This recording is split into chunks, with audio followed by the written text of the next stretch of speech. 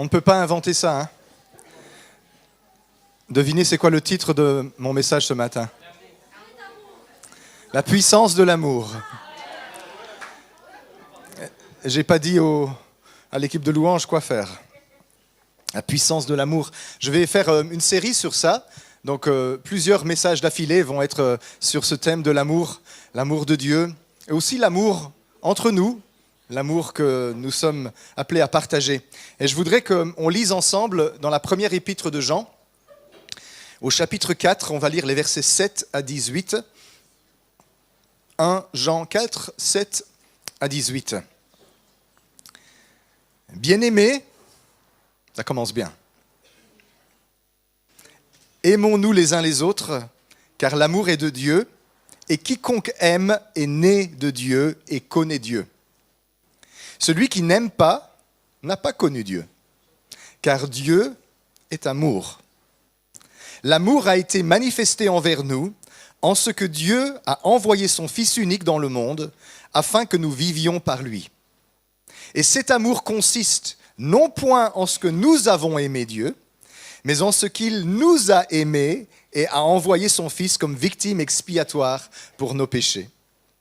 Bien-aimés, si Dieu nous a ainsi aimés, nous devons aussi nous aimer les uns les autres. Personne n'a jamais vu Dieu. Si nous nous aimons les uns les autres, Dieu demeure en nous et son amour est parfait en nous.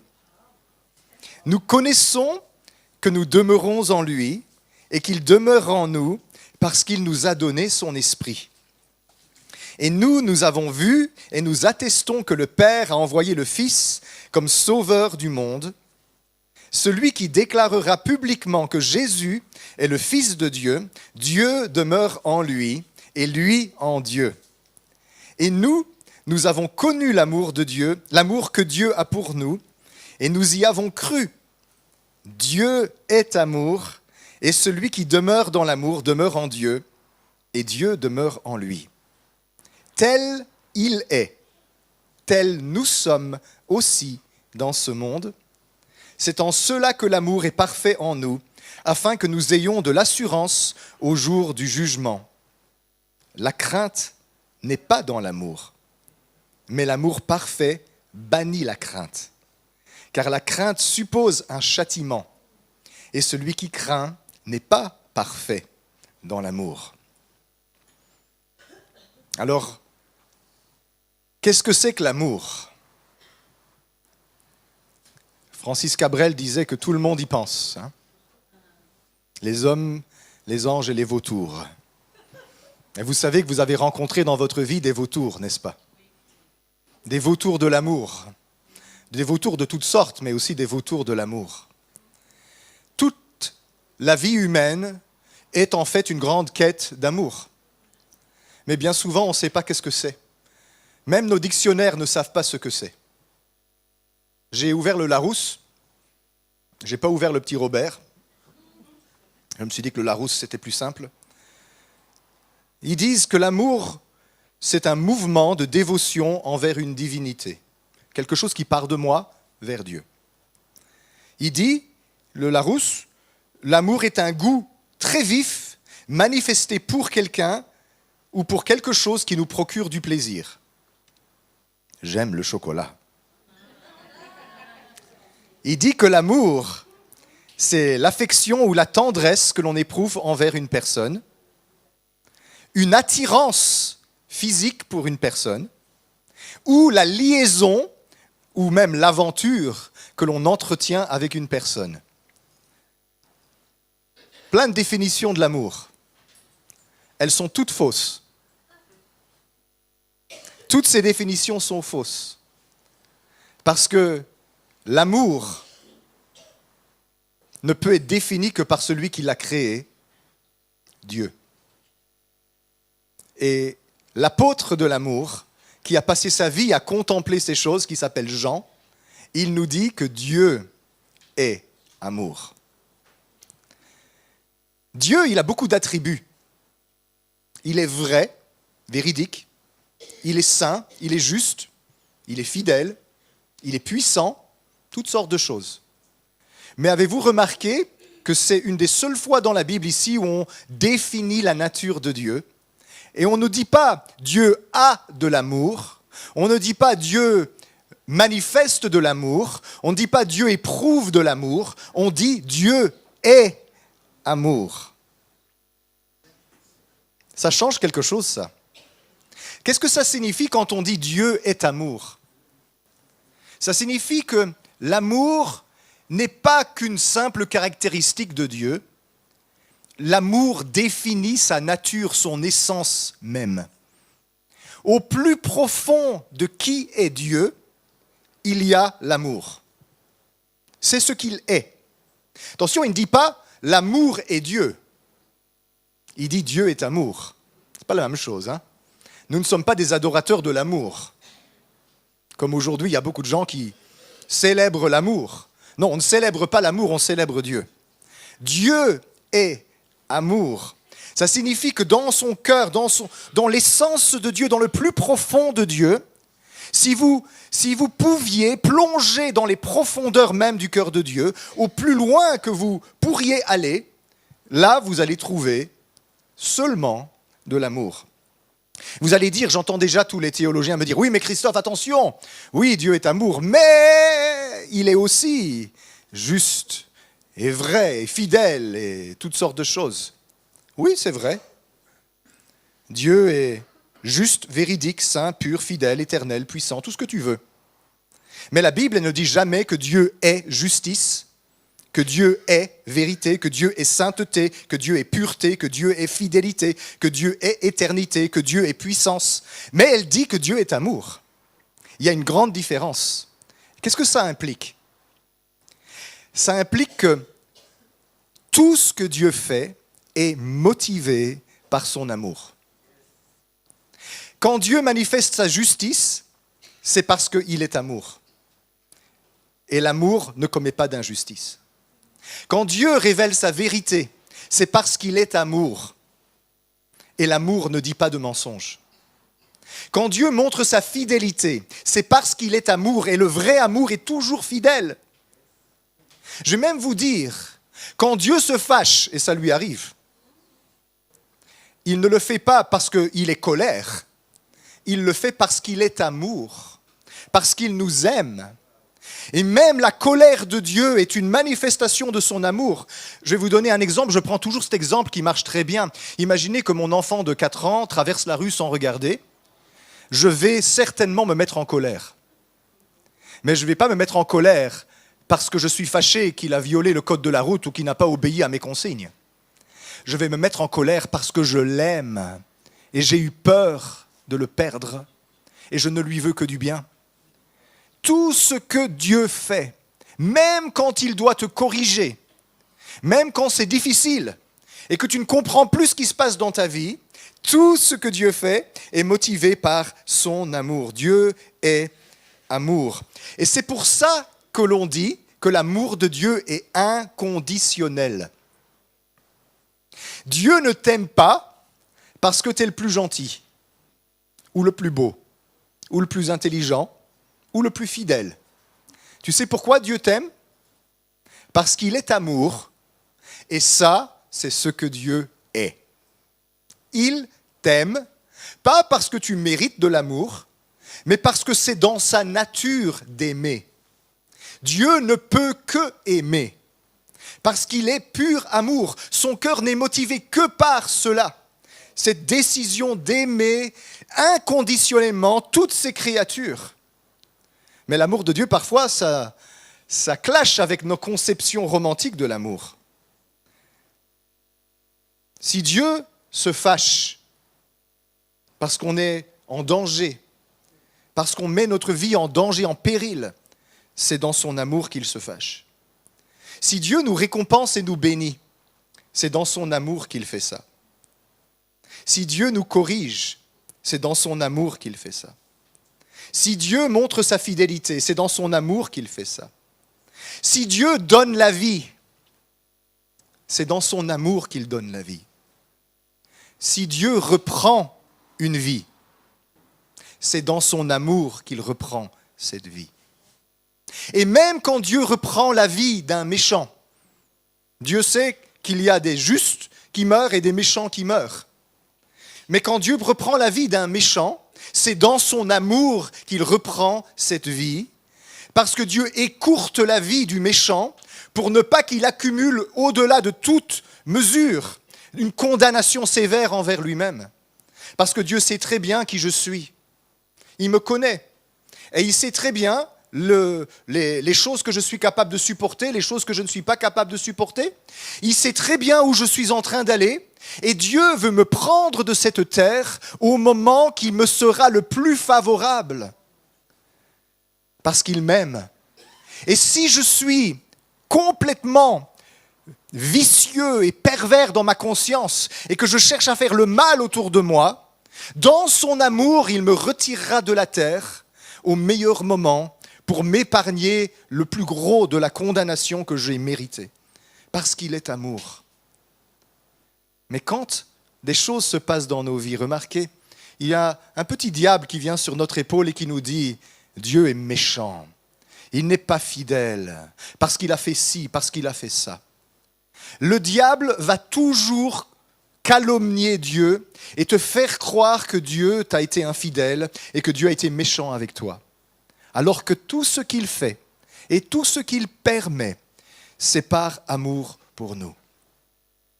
La Bible, elle dit que tout concourt au bien de ceux qui aiment Dieu. Alors, il faudrait qu'on définisse c'est quoi l'amour. Parce que si on va parler de ça, ça serait bien qu'on en parle un petit peu de façon claire. L'amour de Dieu, qui est le véritable amour, l'amour parfait qui donne son nom à toutes les autres formes d'amour, n'est pas du tout ce qu'on pense. Quand nous parlons d'amour, nous parlons, nous, de nos désirs, de nos plaisirs, de nos appétits, le chocolat. Vous voyez, c'est comme ça qu'on renforce. Les gens, ils se disent, il faut lui offrir des chocolats, hein, tu vois. Ça marche. J'ai reçu des chocolats ce matin. C'est une suggestion que je vous lance. Nos désirs, nos plaisirs, nos envies, c'est ça qu'on dit quand on dit « j'aime ». Je t'aime, dit le jeune homme à la jeune fille. Mais il ne t'aime pas pour de vrai, souvent. Il veut te consommer. Comme moi, je consomme le chocolat. Qu'est-ce que ça veut dire « j'aime » souvent dans la bouche des gens? Ça veut dire « tu me fais du bien ». Ça veut dire quand je suis avec toi, je me sens bien. Je suis heureux avec toi, tu me fais rire. Tu donnes un sens à ma vie, tu me procures un sentiment de paix. En fait, vous savez ce que ça veut dire souvent dans la bouche des gens? J'aime. Ça veut dire je m'aime. Je m'aime moi-même. Et toi, tu me fais du bien, donc je t'aime. Mais le jour où tu me feras plus de bien, Boyton. Au revoir. À la suivante. Parce que nous sommes des consommateurs. Et c'est parce que nous n'avons pas compris l'essence de l'amour. Il n'est pas possible d'aimer vraiment sans être connecté avec la source de l'amour. Il n'y a que Dieu qui puisse aimer vraiment. Et ceux et celles qui sont connectés à la source de l'amour de Dieu. Tous les autres amours seront forcément un peu égoïstes, un peu égocentriques. Sur cette terre, il y a encore, parfois on voit un clin d'œil du véritable amour, même parmi les personnes qui ne connaissent pas Dieu. C'est l'amour que les parents portent pour leurs enfants, éprouvent pour leurs enfants. Il y a de très mauvais parents, hein. Il y a des très mauvais parents. Mais il y a encore, même parmi ceux qui ne connaissent pas l'amour de Dieu, des parents qui aiment vraiment leurs enfants. Et aimer ses enfants, c'est pas « j'avais un vide dans mon cœur, donc j'ai fait un gosse ». Tu es le sens de ma vie. Je lis ça parfois dans les réseaux sociaux. Maman qui dit « Oh, ma chérie, ma princesse, tu es le sens de ma vie. Sans toi, je vis plus. » Ben, tu n'aimes pas ton enfant, tu t'aimes toi. Ton enfant, c'est ton doudou que tu as acheté pour te consoler. Et tu dors avec, tu le cajoles, parce que ton enfant t'apporte de la sécurité, t'apporte du réconfort. Peut-être que ton enfant nourrit en toi le besoin de prendre soin de quelqu'un. Ça, c'est pas le vrai amour. Le vrai amour parental, On le voit parfois. Il y a de très bons parents parmi les gens qui ne connaissent pas Dieu. Et il y a aussi malheureusement de très mauvais parents parmi les gens qui connaissent Dieu. C'est dommage. Je pense qu'un chrétien, ça devrait être le meilleur des parents. Mais on est tous en train d'être transformés. Donc on s'améliore. Hein. Phew. Parce que les enfants écoutent. Mais un bon parent, c'est quoi? Un bon parent, c'est quelqu'un qui dit « Oh, qu'est-ce que je peux faire pour te faire plaisir, ma chérie? Qu'est-ce que tu désires aujourd'hui? Oh, tu veux pas manger de légumes? C'est pas grave. Tu vas manger des pralines. C'est pas grave. Tu n'aimes pas le brocoli? C'est pas grave. Tu vas manger des marshmallows, des guimauves. C'est pas grave. Oh, tu veux que j'achète ça au magasin? Ben oui, ne t'énerve pas. Je vais t'acheter tout ce que tu veux. Mets dans le caddie tout ce que tu aimes bien. Super parent. Ouais. Les enfants vont vous aimer quand ils seront petits et ils vont vous détester quand ils seront grands. Parce que ça, c'est pas de l'amour. Ça, c'est de la corruption. Tu es en train de nourrir les passions de ton enfant au lieu de l'éduquer pour faire de lui un individu qui sait se dire non à lui-même, qui sait mesurer ses appétits.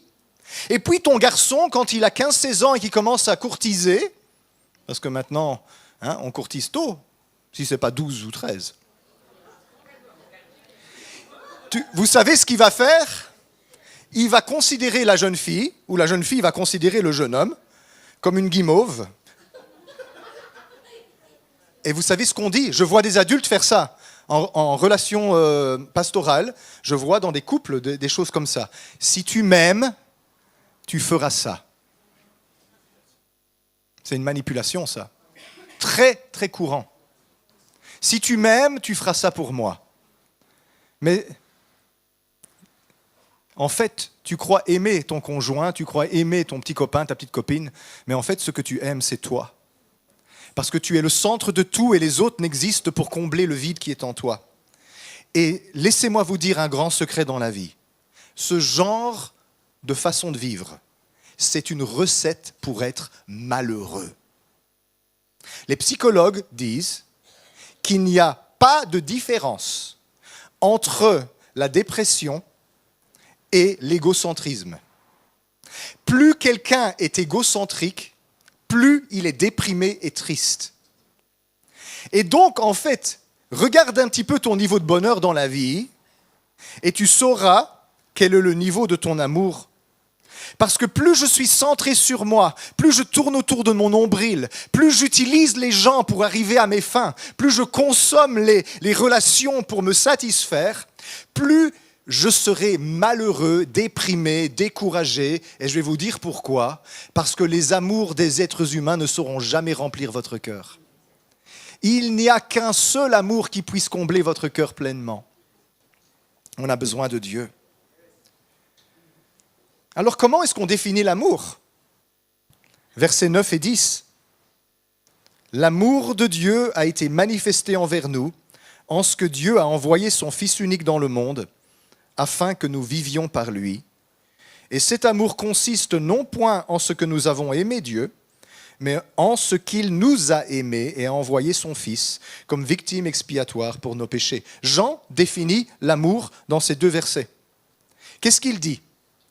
Il dit que l'endroit par excellence où on peut découvrir la définition même de l'amour, c'est à la croix. La croix est la plus parfaite représentation de l'amour de Dieu. Et qu'est-ce que c'est la croix? C'est Dieu qui nous aime tellement qu'il ne nous fait pas une déclaration d'amour en poésie, mais il fait un acte. Il vient parmi nous et il se sacrifie pour nous parce qu'il nous aime. Ça, c'est la croix. La croix, c'est Dieu qui veut tellement notre bien qu'il vient s'interposer entre nous et les conséquences de nos fautes, et il prend sur lui toute la masse de nos souffrances, de nos condamnations, de nos injustices. Il amortit toutes ces choses dans son corps sur la croix parce qu'il nous aime. Ça, c'est l'amour. L'amour, ce n'est pas les appétits, les désirs et les affections du cœur de Dieu. L'amour est un sacrifice de soi pour le bien de l'autre. Ça, c'est la définition du vrai amour. L'amour, c'est une offrande de soi-même pour le bien de l'autre. L'amour ne tourne pas autour de mon nombril. L'amour n'est pas égocentrique. L'amour, il est centré sur le bien de l'autre. Et c'est ce qui me fait dire, et c'est important pour toute cette série, contrairement à ce qu'on pense, l'amour n'est pas un sentiment. L'amour est un acte. L'amour, c'est pas ce que tu dis. C'est pas les petits papillons dans ton ventre quand tu vois le beau garçon rentrer dans la pièce. Ça, c'est de l'attirance. C'est pas mal non plus, hein. Je veux pas dire qu'il ne peut pas y avoir d'attirance dans la vie. Mais c'est pas l'amour, ça. L'amour, c'est pas un sentiment qui passe, qui monte, je ne suis plus amoureux de toi, désolé, voilà. Je suis plus amoureux de toi. Je passe à autre chose. C'est pas ça l'amour. L'amour, c'est un acte. Et le même apôtre Jean définit l'amour. Il dit ceci dans 1 Jean 3, 18. On l'a déjà lu dans le passé, ça. Petits enfants, n'aimons pas en parole et avec la langue, mais en action et avec vérité. L'amour, c'est pas ce que tu dis, l'amour, c'est ce que tu fais. Un mari qui dit « ma chérie, je t'aime » et qui la maltraite, la néglige, ou pire, il ne l'aime pas. Parce qu'on voit le niveau d'amour au sacrifice de toi, le sacrifice de ta vie. L'amour consiste à se donner sacrificiellement à l'autre. Et c'est le même pour la femme. La femme qui dit « tu ne m'aimes pas parce que tu ne me récites pas des poèmes le soir avant de m'endormir ».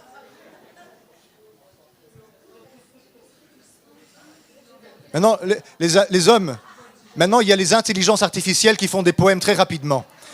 Tu vas sur Copilote, tu dis « fais-moi un poème en alexandrin pour ma femme » et il va te faire ça. C'est pas ça l'amour non plus. Ça aussi c'est un chantage. L'amour, c'est pas ce que tu reçois, l'amour c'est ce que tu donnes. Et je dis ça par rapport à ta perspective personnelle, parce que forcément, si en face de toi tu as quelqu'un qui aime, tu vas recevoir. Mais si tu mets l'accent sur l'amour, c'est ce que je reçois, ça va être un amour égocentrique qui va jamais être satisfait et qui va se nourrir en toi et grandir et grandir et grandir, et tu vas être de plus en plus malheureux et insatisfait. Il n'y a pas de différence entre l'égocentrisme et la dépression et la tristesse.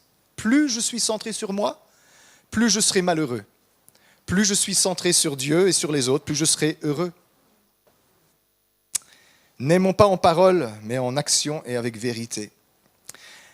Ça veut dire qu'un amour qui ne coûte rien, c'est pas de l'amour. Vous vous rappelez quand David, il voulait faire un sacrifice à Dieu, et il demande à un homme qui vit dans les champs sur une colline, il dit « Est-ce que je peux avoir cette colline et des animaux pour faire un sacrifice à Dieu ?» Et le monsieur lui dit « Oh oui, mon seigneur le roi, tiens, je te donne cette colline, je te donne les bœufs, je te donne même le bois pour faire le sacrifice. » David, il dit « Non, non, non, non, non, non, non. Je ne ferai pas à l'Éternel un sacrifice qui ne m'a rien coûté. » Et il lui paye en argent tout ce qu'il achète, le terrain, les bœufs, le bois.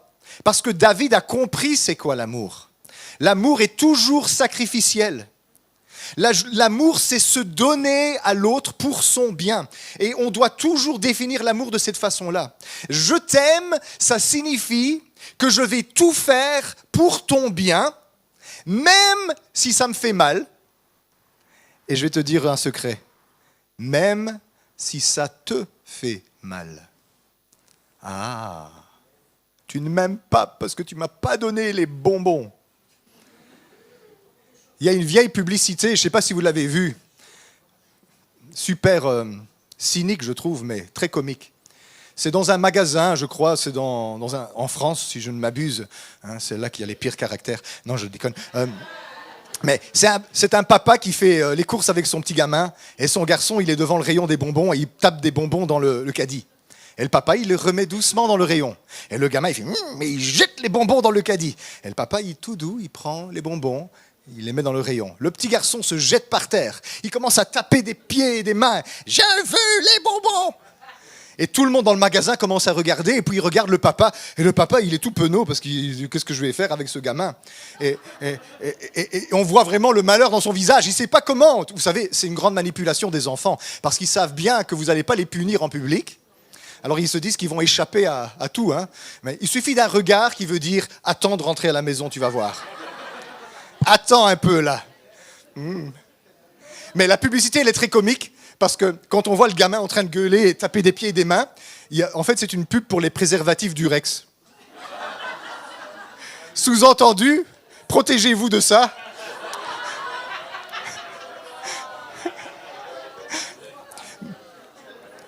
Mais il y a une part de sagesse là-dedans. Si c'est ce genre de parents que vous allez être, s'il vous plaît, mettez des préservatifs.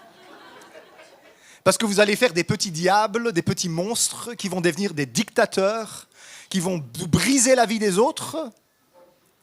Ah oui. Quand on décide d'avoir une famille et de faire des enfants, ça signifie qu'on a calculé le coût. D'abord, ça veut dire je vais les aimer sacrificiellement. Je vais devoir supporter beaucoup. Parce que éduquer un enfant, c'est pas facile.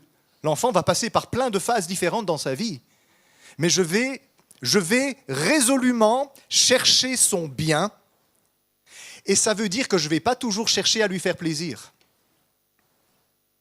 Je ne chercherai son plaisir que quand son plaisir coïncide avec son bien. Mais quand son bien ne lui fait pas plaisir, je chercherai son bien. Et ça veut dire que vous allez avoir des crises en face de vous. Ça fait partie de l'éducation parentale. Et vous savez quoi? Dieu est un bon parent, et nous sommes souvent des enfants capricieux.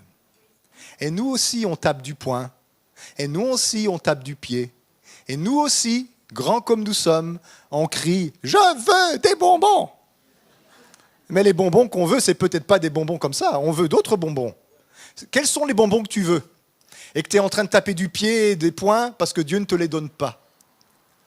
Si ces bonbons que tu veux coïncider avec ton bien, Dieu te les donnerait très vite. Mais si Dieu te prive de certains bonbons, c'est parce qu'il sait que ces bonbons-là ne sont pas bons pour toi. C'est un mot qui nous induit en erreur, bonbons. Parce que les bonbons, il n'y a rien de moins bon que ça. C'est du poison, les bonbons. On devrait les appeler les poisons-poisons. Ou les non-non. Les pas bons, pas bons. Les jeunes parents, là, ceux qui vont bientôt avoir des enfants, au lieu de l'appeler les bonbons, appelez-les les pas bons, pas bons. Ça va déjà les... Aïe, aïe, aïe, les bonbons. L'amour, c'est rechercher le bien de l'autre, même si ça nous coûte cher, et même si ça ne fait pas plaisir à l'autre. Même si ça me fait mal. Et c'est pour ça qu'on doit dégager l'amour de tout sentimentalisme. Parce que ce monde a une notion sentimentale de l'amour. Le sentimentalisme, c'est l'attitude de quelqu'un qui se laisse guider par ses émotions. C'est ça, le sentimentalisme.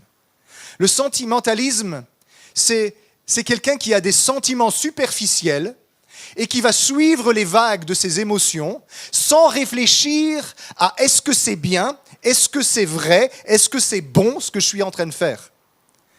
Et nous les chrétiens, nous sommes aussi victimes du sentimentalisme. Combien de fois je vois du sentimentalisme au milieu de nous?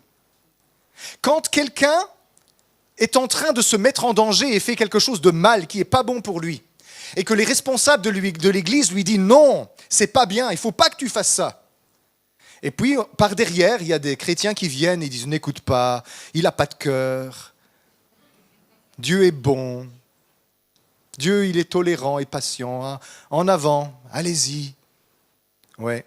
et vous pensez que vous faites plaisir à la personne, c'est vrai, au court terme, vous lui dites c'est bien, allez-y. Et puis au long terme, vous avez contribué à sa perte. Ce qui signifie que parfois aimer quelqu'un, c'est de lui dire non. Mais je veux des... Non, non. C'est pas bon pour toi. Maintenant, tu es responsable, tu fais ce que tu veux, mais je vais pas te dire que c'est bon si c'est pas bon. Oh, tu es un mauvais pasteur. Tu n'as pas de cœur. Tu as une pierre à la place du cœur. Ça, c'est du sentimentalisme. Voyez que l'amour, parfois, est confondu avec le sentimentalisme. Le vrai amour, il cherche toujours à t'être utile. Le vrai amour, il cherche à te faire grandir. Le vrai amour, il cherche à t'aider. Le vrai amour, il cherche à te faire progresser. Ça veut dire, mes amis, que celui qui t'aime le plus, c'est probablement celui qui t'embête le plus. C'est probablement celui qui te résiste le plus. C'est probablement celui qui ne te caresse pas dans le sens du poil. C'est maman, si c'est une bonne maman, ou papa, ou un ami. Ne vous entourez pas d'amis qui vous caressent dans le sens du poil. Entourez-vous d'amis qui vous rasent les poils, qui vont à contre-poil et qui vous disent la vérité que vous n'avez peut-être pas envie d'entendre. Ça, c'est l'amour. La Bible, elle dit que les blessures d'un ami sont précieuses. Parce que celui qui t'aime, il t'aime pour te faire du bien, même si ça ne te fait pas plaisir. Et je vais vous dire, vous savez tous, les parents, vous savez ça. Quand vous devez corriger votre enfant parce qu'il fait quelque chose de mal, n'est-ce pas que ça vous fait du mal à vous de devoir le corriger? Ça fait mal de devoir corriger son enfant. J'ai pas envie de t'entendre pleurer. J'aimerais mieux que tu souris, j'aimerais mieux que tu sois heureux. J'aimerais mieux pouvoir te dire, allez-y, c'est bien, continue comme ça. Mais je sais qu'au long terme, ça va produire du malheur, alors je dois te dire non, je dois te corriger. Je dois confisquer ton GSM. Ou te dire, tu es privé de sortie jusqu'à la fin du mois. Pourquoi voulez-vous que Dieu soit différent? Il fait ça avec nous.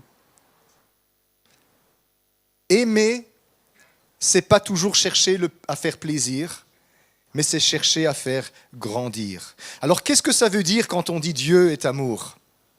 Ça veut dire que constamment et sans arrêt, il cherche ton bien. Même à ses dépens, même s'il doit donner sa vie pour chercher ton bien. Et je crois que Dieu nous a passablement bien montré qu'il est prêt à aller très loin par amour pour nous. Il n'y a pas de personne plus précieuse pour le Père éternel que son Fils unique. Il l'aime. C'est sa parole même, incarnée, devenue chair. Et il a été prêt à laisser sa parole incarnée, son Fils, prendre le péché du monde sur ses épaules à la croix, parce qu'il nous aime à mourir. Il nous aime avec un amour extravagant. Dieu nous appelle à aimer comme ça.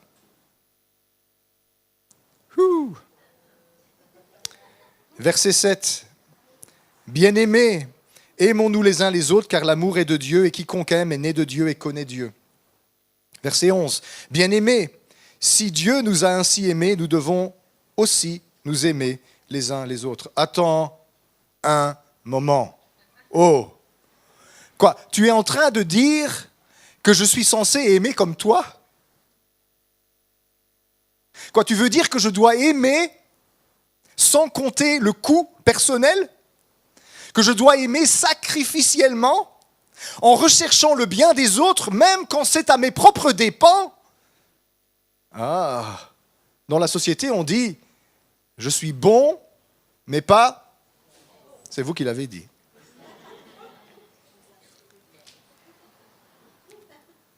C'est pas bête d'aimer sacrificiellement. C'est être comme Dieu. Mais Seigneur, si je me sacrifie pour tout le monde, qui est-ce qui va m'aimer moi? Moi, je vais t'aimer, dit le Seigneur. Et mon amour te suffira pleinement. Mais Seigneur, c'est pas possible, je suis pas capable d'aimer comme toi. Je sais pas aimer comme toi. Je sais. C'est pour ça que je vais mettre mon amour en toi. Je ne te demande pas d'aimer avec ton amour personnel. Je te demande d'aimer avec mon amour que je vais déverser dans ton cœur par la présence du Saint-Esprit que je te donne. Parce que vous savez, c'est quoi le Saint-Esprit? C'est qui le Saint-Esprit? C'est la personne de l'amour dans le cœur de Dieu. Et Dieu nous donne son esprit pour que le Saint-Esprit mette en nous l'amour de Dieu. Dieu sait que nous sommes incapables d'aimer.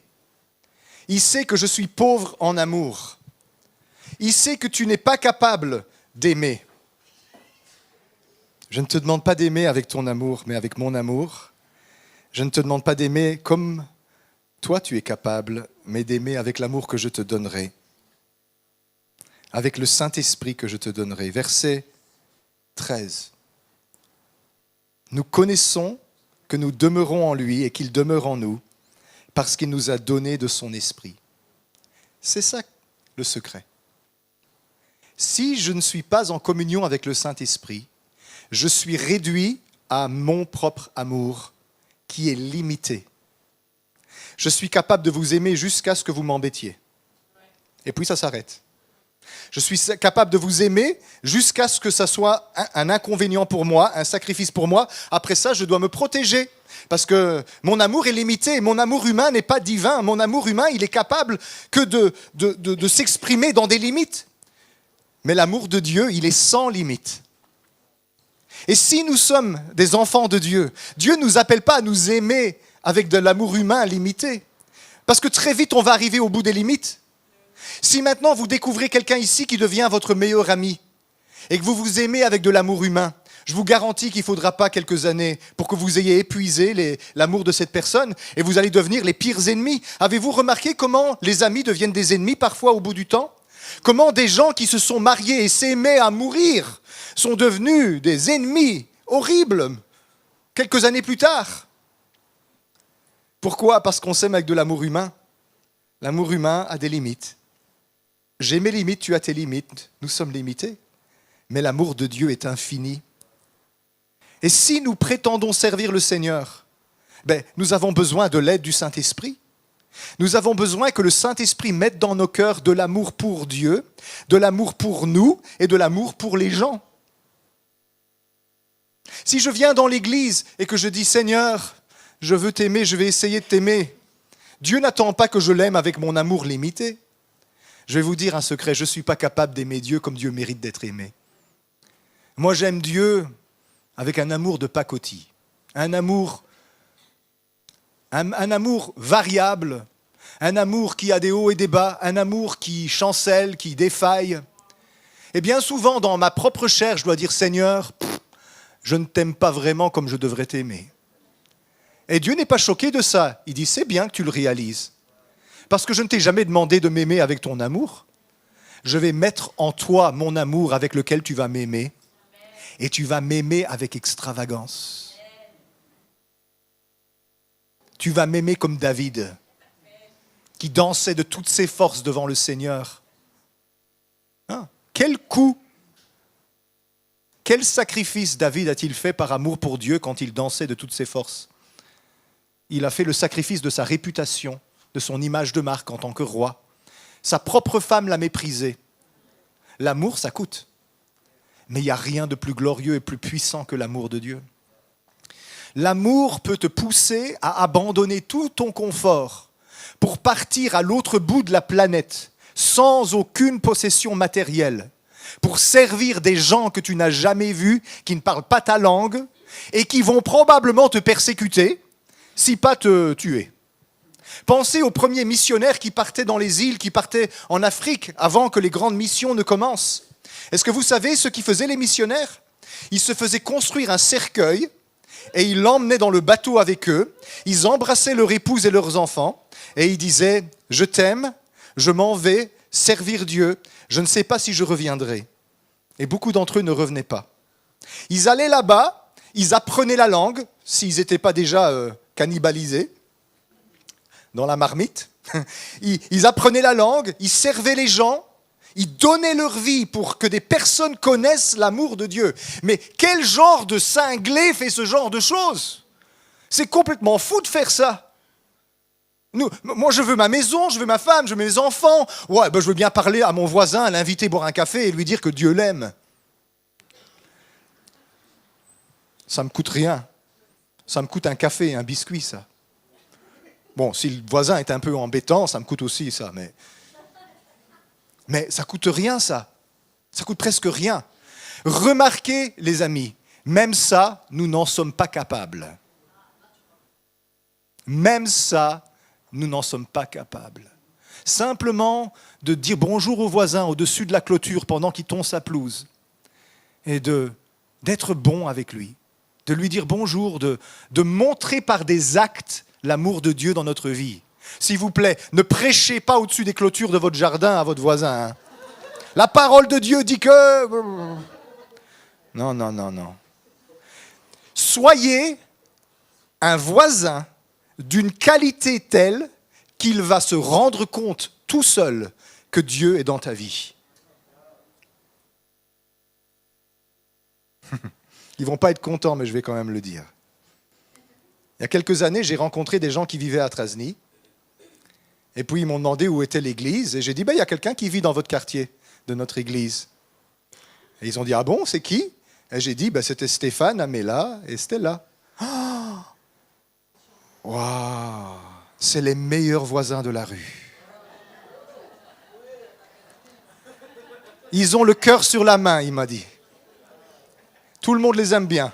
Je ne suis pas sûr que tout le monde les aime bien, mais en tout cas, lui, il les aimait beaucoup. Et le voisin, là, il ne savait même pas qu'ils étaient chrétiens. Je ne vais pas le dire, mais j'ai aussi entendu, j'ai eu des coups de téléphone. Ah, il paraît qu'un tel, il va dans ton église. Il fout le bazar dans toute la rue. C'est le plus grand emmerdeur de la rue. Tu veux bien lui dire quelque chose? Je m'excuse. C'est pas forcément le reflet de ce que nous enseignons ici. Quel genre de voisin est-ce que tu es, toi? T'es le voisin qui embête tout le monde? Ou est-ce que t'es le voisin que les gens disent, cette personne, elle a vraiment un cœur énorme. Elle montre l'amour de Dieu. Et c'est pas du gnangnan romantisme sentimentaliste. Je t'aime de l'amour du Seigneur.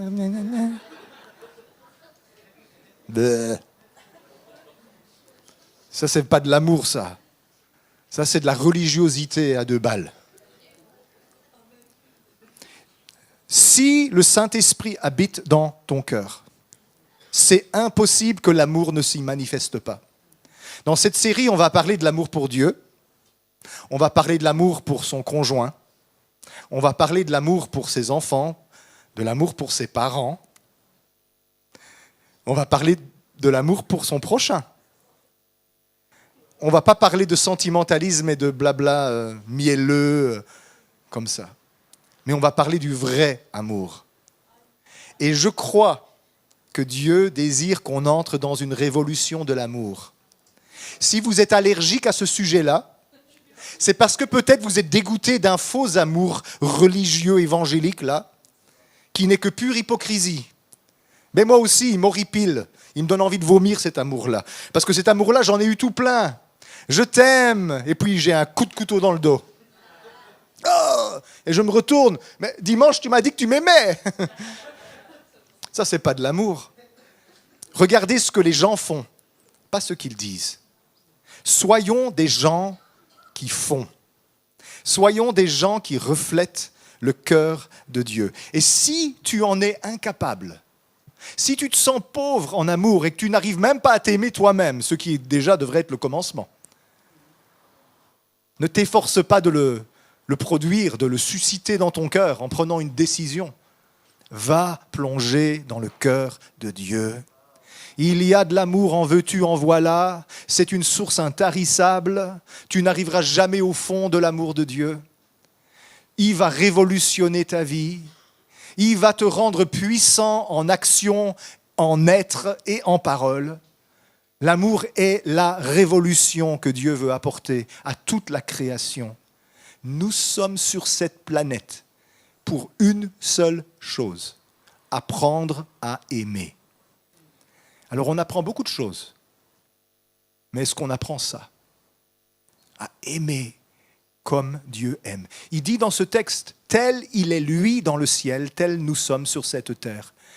Si l'amour est parfait en nous, imaginez un peu, vous, moi, nous tous ensemble, qui rayonnons de l'amour puissant, transformateur de Dieu autour de nous. Le monde va être transformé, une personne à la fois. Nous sommes une église charismatique, nous voulons de la puissance, nous voulons des révélations. Tout ça, c'est une cymbale qui sonne creux si nous n'avons pas l'amour de Dieu qui brûle comme un feu à l'intérieur de nous. Alors je voudrais prier, si vous avez à cœur de vous lever, levez-vous, si vous avez envie de rester assis, restez assis. Mais je voudrais prier, mais je voudrais qu'on se place devant Dieu encore cette nouvelle saison, cette nouvelle rentrée qui a déjà commencé depuis quelques semaines. Mais Seigneur, apprends-nous à aimer comme toi. Apprends-moi à aimer comme toi. Apprends-moi à t'aimer. Apprends-moi à m'aimer. Apprends-moi à les aimer comme toi tu aimes. Délivre-moi, Seigneur, de mon égocentrisme. Fais de moi un soleil qui rayonne d'amour autour de moi. Je te prie pour chacun, chacune ici, Seigneur, on se place devant toi. On a tellement besoin que tu balayes ce lieu, que tu souffles dans ce lieu par ton souffle d'amour qui nous enveloppe et nous transforme. Pas pour qu'on devienne mielleux avec des étincelles dans les yeux, mais pour que l'amour puissant, révolutionnaire de Dieu coule de nous et produise des choses inimaginables partout où nous allons. Nous nous consacrons à toi, nous nous donnons à toi, Seigneur. Merci, Seigneur, parce que tu fais ces choses. C'est ta volonté. Tu es amour. Tu es amour. Amen.